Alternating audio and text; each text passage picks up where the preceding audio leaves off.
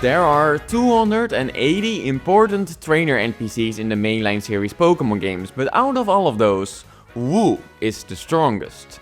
That is what I wanted to know, and so a few months ago I simulated 3,631,500 battles in a round robin tournament to find out. I thought this was a lot of fun and that it gave a pretty accurate representation of each trainer's strength.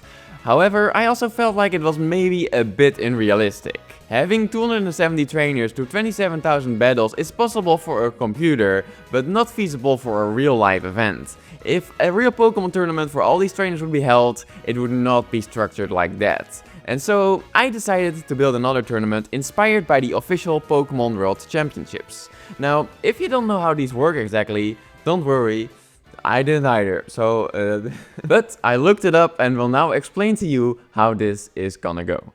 So, at the start we'll gather the 280 noteworthy trainers of the mainline series games. As in gym leaders, Elite Four, rivals, evil team members, that one youngster with a Rotella who kept calling you, the important ones.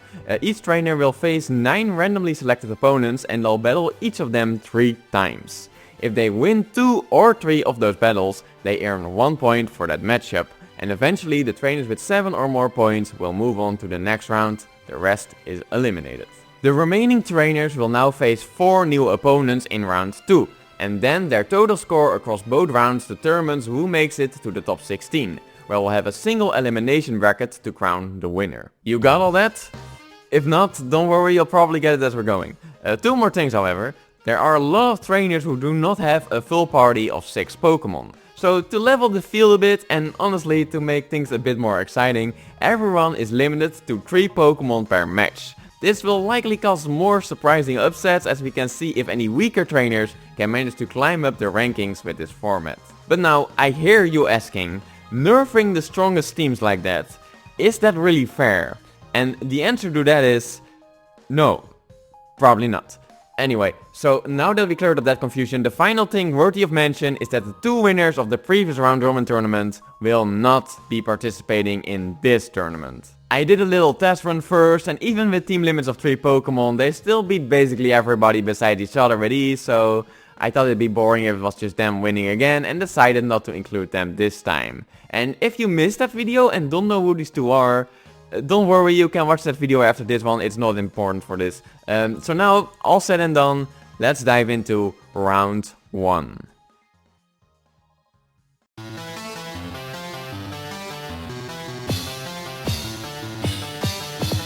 So, we obviously don't have time to go over everybody's performance here, but just to give a clear picture of how this tournament went down, let's go over the journey of one of the most popular characters of the latest Pokemon games. Larry. Larry started off with a pretty easy matchup. His opponent was Kanto's Dojo Master Koichi, where Larry's flying types have the obvious type advantage, giving him a nice 3-0 win right off the start.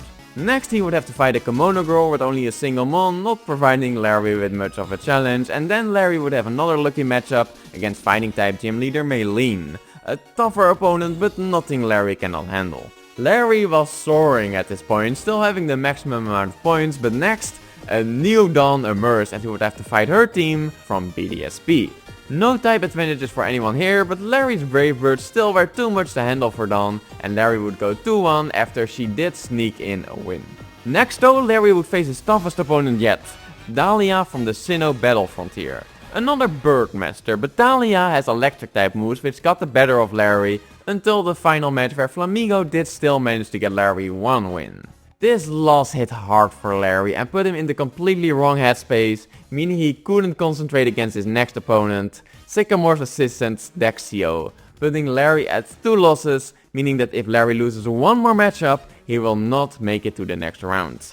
But Larry doesn't give up, you can tell by the fire in his eyes, and he would get a 3-0 win against Kofu, a 3-0 win against his weakness Rock type specialist Time, and even get a 3-0 win against his toughest opponent yet, Kieran's grandma. Why is she in here? Putting Larry at 7 wins and disqualifying him for round 2. Going in round 2 with 7 wins isn't great because that means Larry has to win every single match in round 2 in order to make it to the brackets, but still it's already impressive getting here, especially when you consider that this score of 7 points and 22 wins is the exact same score that Diantha and Cynthia ended up with. Because somehow they both ended up having to fight Tierno and both lost.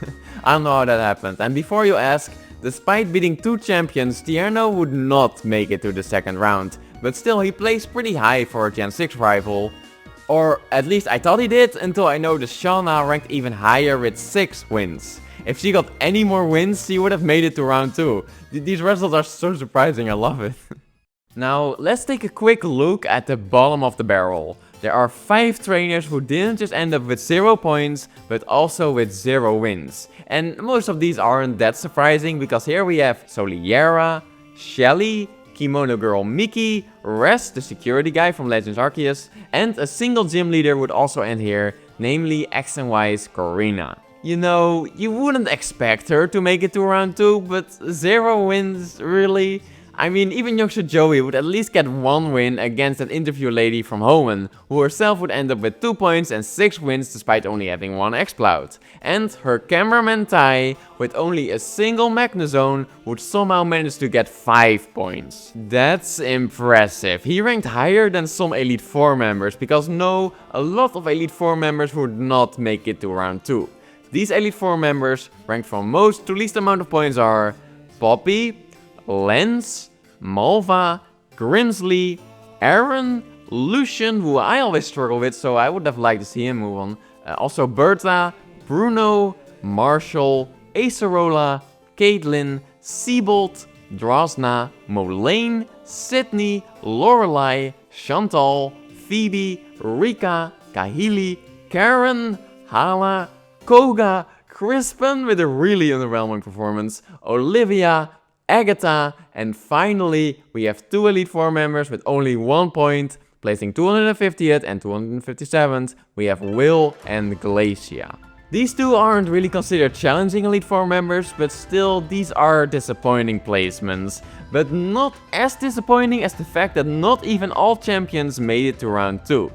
You might want to sit down for this, because champions that didn't make it are Lens, Kukui, Steven Stone, Gida, Hao, and Kieran. And that's not where it ends, because some other noteworthy trainers whose stories also end here are former champion Peony, Hop, Hugh, N and his Reshiram, Mustard, Volo, Wally and his Mega Gallade, and most upsetting of all, probably mostly for herself, because that means she doesn't get to battle anymore, Nemona was just 1 win short of making it to round 2 as well. A lot of upsets today, but let's not dwell on it for too long and move on to round 2.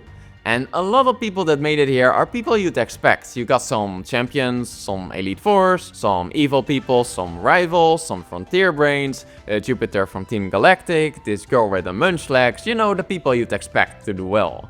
9 gym leaders made it here as well, and there are 7 trainers who won all of their 9 matchups, which are Wickstrom somehow, Battle Chatelaine Morgan, Luzamine, Iris, Game Freak's Morimoto, who you can battle in the post-game of Sword and Shield, Battle Chatelaine Evelyn, this kid named Benga, Drayton, Alder, and Frontier Brain Palmer. These 55 trainers now all get 4 more matchups, and those will end up with a total of 11 points, will move on to the brackets. Meaning that those who lost 2 matchups in round 1 will have to win all 4, while those who won everything in the first round only need 2 more wins. Now let's take a look at those results, starting at the bottom where we find Rayan, who went 1-2 against Candace, but didn't get a single win besides that, remaining at 7 points, just like Komado, Avery, Archie, who despite losing here placed a lot higher than Maxi, who was back at spot 192, and at 7 points we also find Gladion and unfortunately also Carmine. Then the trainers with 8 points are Lucas, Jupiter, who still got a lot further than I think anyone had ever anticipated, Penny, Watson, Cyrano, Drake, and the teachers Wyford and Clavel. At 9 wins we have Dahlia, Champion Trace, Benny, Lana, Drayden, Red, Bryce, Blue, Sabi, Hassel, Wallace, and unfortunately a massive upset here as well. We have Cynthia. This is terrible. Now who am I gonna put in the thumbnail?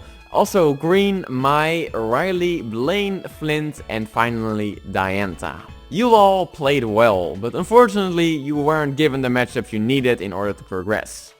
Except for you, Blaine. How did you lose to 2 Ice type trainers as a Fire type trainer?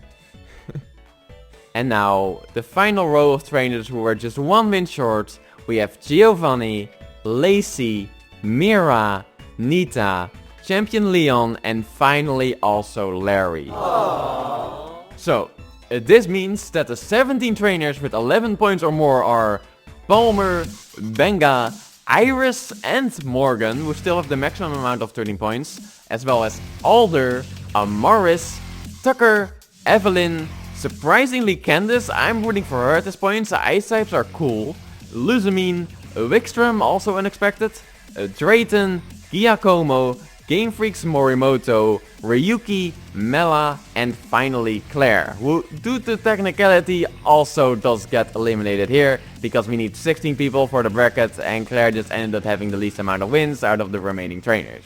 I would feel sorry for her, but that's what she gets for denying me my gym badge after I fairly beat her in my Nuzlocke. Just give me my gym badge. Now, moving on to the brackets. The ones ranked on top of course start fighting the ones at the bottom, and I'm not gonna sugarcoat it. These elimination brackets didn't end up all that interesting if I'm being 2BH.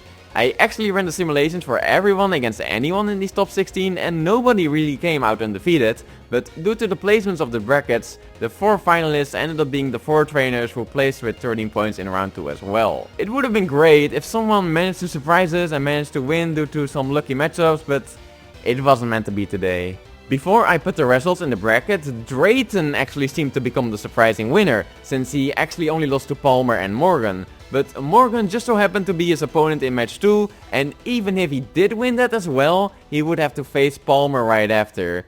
Personally, I would have much preferred him to win because he's awesome, and honestly, the 2 finalists, Palmer and Benga, I don't really know who they are. Palmer is from the Battle Frontier and I never really did that, and Benga is from Black and White 2, which I personally have never played. So, a bit underwhelming for me personally, but overall I still thought this tournament was a lot of fun. If you did too, check out this video if you haven't already and also subscribe. I'm not planning to do any more tournaments like this as of now, though feel free to leave your suggestions in the comments. But I have plenty of other Pokemon videos on my channel that I'm sure you'll like as well, so check those out. And Palmer, congratulations, you are today's winner.